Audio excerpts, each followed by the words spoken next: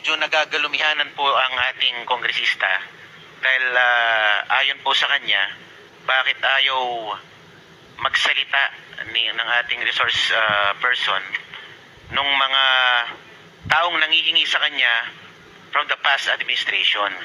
At kung bakit ang binanggit niya lang sa kanyang affidavit ay yung mga taong nangihingi sa kanya in the current administration.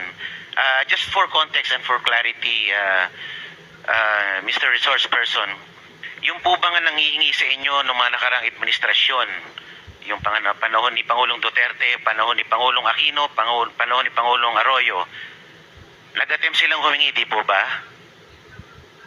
Yes, Your Honor. Kayo po ba ay nagbigay sa kanila? Your Honor, hindi po. Okay.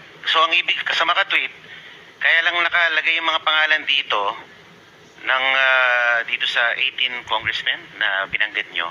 Dahil ito ay natuloy yung bigayan.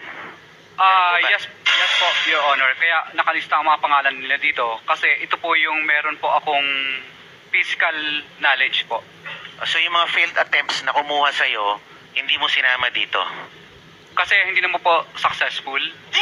Pero may attempt? Yes po, Your Honor. So ito lang mga ito yung nakapagbigay ka? Yes po, Your Honor. So